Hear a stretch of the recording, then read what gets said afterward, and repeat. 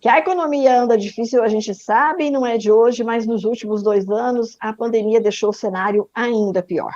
Para você ter uma ideia, segundo dados da Confederação Nacional do Comércio, nos últimos 12 anos, o índice de endividamento da população brasileira saltou para 76,6%. Significa que pelo menos 8 a cada 10 brasileiros estão, sim, endividados e com problemas de liquidez, vamos chamar assim, nas suas finanças domésticas, nas suas finanças pessoais. E isso é sério, porque a roda da economia acaba emperrando quando a situação de superendividamento impede que as pessoas, por exemplo, possam ter os seus bens de consumo, possam comprar e fazer a roda girar de verdade. Mas eu não sou nada especialista nesse assunto. E é por isso que a gente vai até Sorocaba, no interior de São Paulo, conversar com a Luciana Reis. Luciana, seja bem-vinda. É uma alegria ter você aqui com a gente. Muito obrigada por ceder seu tempo para falar conosco. Então, também, ótima tarde aí para todo mundo. Bom, a Luciana é gestora financeira, especialista em cálculos periciais e também orienta aí as pessoas com relação a refinanciamentos, renegociação de dívidas e orienta sobre a lei do superendividamento. Então, portanto, é a pessoa com quem a gente precisa falar. Luciana, o que é que as pessoas fazem quando elas chegam a índices preocupantes ou em que momento... Vamos reformular a pergunta. Em que momento que eu digo estou endividada ou super endividada e eu preciso fazer alguma coisa? Como é que eu chego a essa percepção? Bom, vamos lá. Aí que tá. Eu falo que é uma linha muito tênue. O brasileiro, a gente tem um hábito de juntar o nosso cartão de crédito com o nosso cheque especial, com mais o nosso salário e achar que isso é a nossa renda mensal. E não é. Na verdade, quando a gente começa a pagar o mínimo do nosso cartão de crédito ou começa a se utilizar demais do nosso cheque especial e acaba transformando aquele cheque especial num adicional da nossa renda, já está no alerta vermelho completo, né? Isso é um dos itens que a gente fala do crédito rápido e fácil, só que é um crédito extremamente caro. A gente tem taxas de cartões de crédito hoje que chegam até 20% por mês de juros, né? A gente tem juros de cheque especial que é 8% atrelado a mais tarifas de conta, de permanência de conta. Então, tudo isso junto fica muito caro. Isso, é claro, a gente pensando em produtos bancários. Fora isso, o que começa a virar a bola de neve? Eu começo a atrasar condomínio, eu tenho uma prestação de um eletrodoméstico, eu começo a atrasar, eu tenho uma prestação de um veículo, eu começo a atrasar. Então, a gente fala que a situação começa a ficar ruim quando tudo que eu estou pagando, eu estou sempre pagando em atraso, ou seja, eu estou sempre tapando um buraco para ir cobrindo outro, e isso vai gerando essa bola de neve. E aí a lei do superendividamento, ela veio exatamente para tentar ser uma alternativa nesse campo enorme de pessoas endividadas, que já estão com os nomes negativados, que elas têm uma possibilidade de fazer acordos. Porque a gente sempre fala, vamos renegociar, vamos procurar o banco, vamos procurar o gerente, mas como que realmente é a realidade lá fora? Será que eu sou recebida realmente por um gerente para sentar e conversar? Ou será que quando eu sento e converso para fazer essa renegociação, eu só faço um refinanciamento, onde eu vou pagar mais juros em cima de outros juros antigos, e aí aquilo que às vezes era, vamos supor, um exemplo que eu peguei essa última semana, era 7 mil reais, virou uma dívida de 50 mil. A lei do superendividamento, ela veio para ser uma alternativa para essa população comum, vamos pensar assim, que quer pagar, mas não sabe como que eu vou conseguir negociar, porque eles imaginam que assim, o mundo da negociação é um mundo muito grande, muito distante para mim conseguir. E aí vem aquilo que eu estava falando sobre sentar com o gerente e fazer não uma renegociação, mas sim um refinanciamento. E às vezes a dívida ela vai continuar tão grande quanto, só que aí você só vai prolongar o prazo. E prolongar prazo significa pagar mais juros.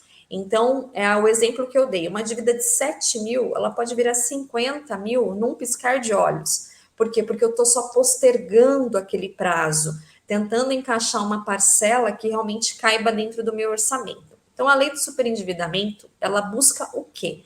Que a pessoa ela possa fazer negociações em blocos. O que é isso? Eu estou, por exemplo, com a minha conta de luz atrasada, conta de condomínio atrasado, cartão de crédito ou um crediário com alguma loja, ou mesmo empréstimo, eu posso juntar tudo isso numa frente de negociação. Isso, claro, pode ser procurando um PROCON, pode ser procurando advogados, gestores, e junto com todas essas dívidas, montar um plano de pagamento. Só que aí vem os itens da lei. O que, que a lei fala?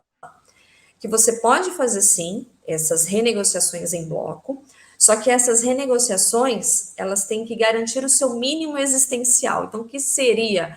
É aí que entram alguns itens da lei que ficam um pouco obscuras. Qual seria o meu mínimo existencial? O que é necessário para mim viver com o mínimo e para você viver com o mínimo? Então, entram aí. Por isso que é importante sentar realmente numa mesa. Bom, eu ganho isso e eu tenho essas dívidas em aberto, e essas dívidas elas podem entrar na negociação. Lembrando que, por exemplo, pensão alimentícia não entra. Se você estiver devendo algum imposto, por exemplo, carnê-leão, alguma coisa ligada a impostos, também não vai entrar na negociação.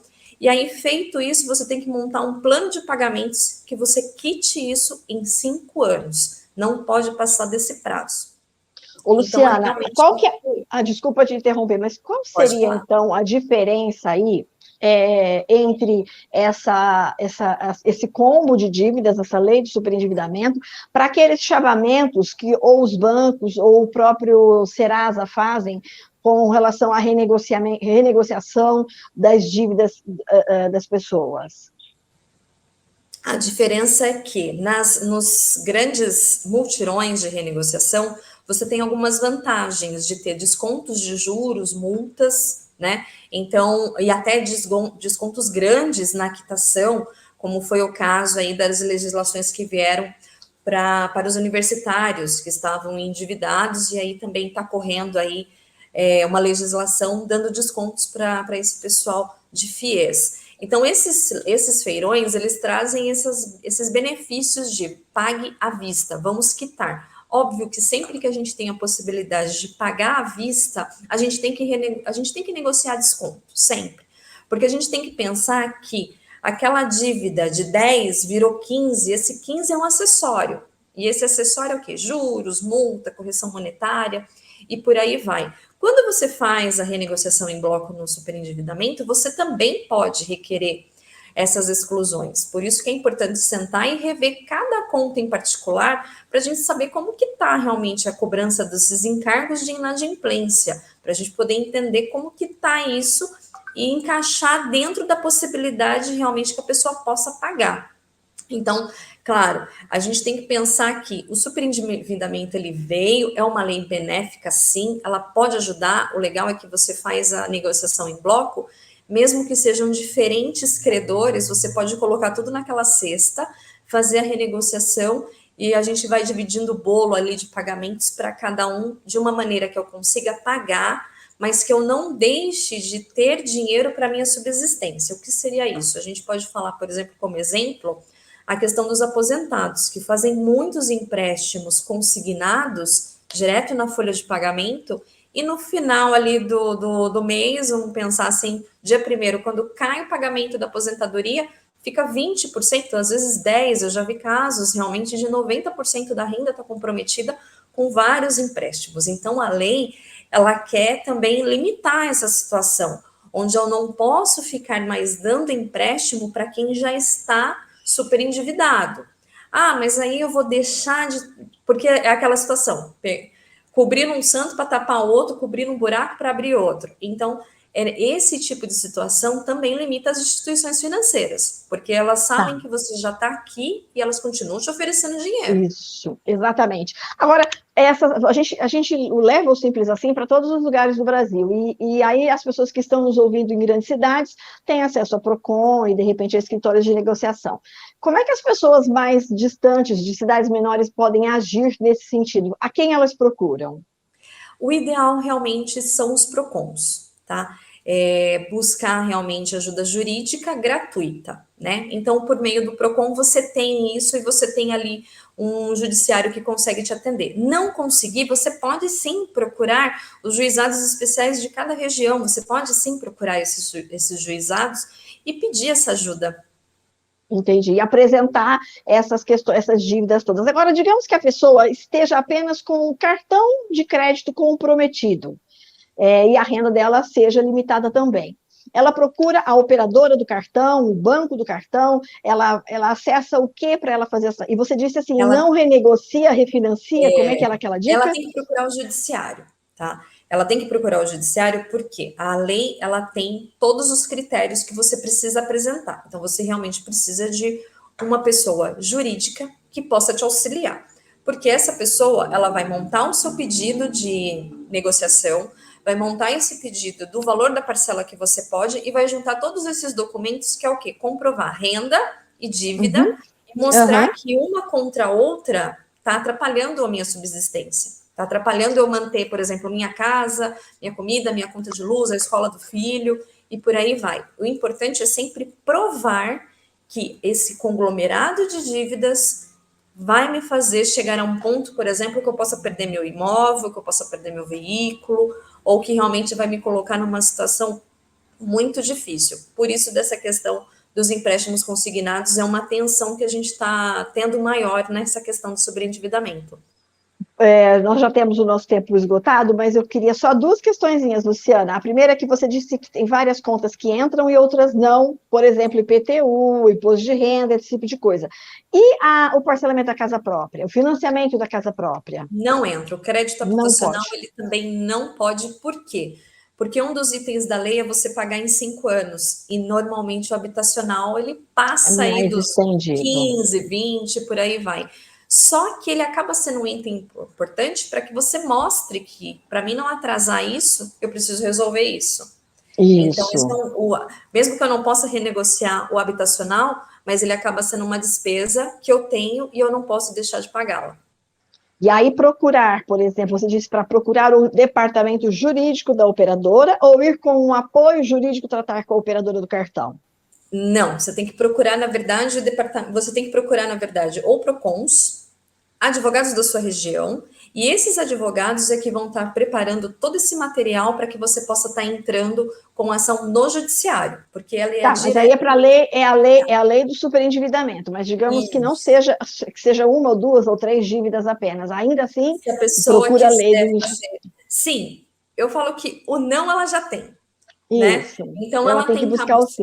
Ela juntar tudo isso e buscar profissionais que possam rever a conta dela para que ela tenha certeza se aquilo que ela está sendo cobrada está correto, é muito importante. Antes de mais nada, revise todas as contas, revise todos os seus contratos, é um veículo ou não, aquilo que entra, aquilo que não entra, e aí, de frente desse planejamento financeiro mesmo, familiar, digamos assim, aí sim ela pode, de pouco a pouco, ir procurando negociações. O não ela já tem, então ela vai na busca do sim. Muito obrigada, Luciana, por sua participação, por suas dicas aqui para a gente no Simples Assim. Eu tenho certeza que vai ajudar muita gente. Obrigada, obrigada. Ótima tarde para vocês.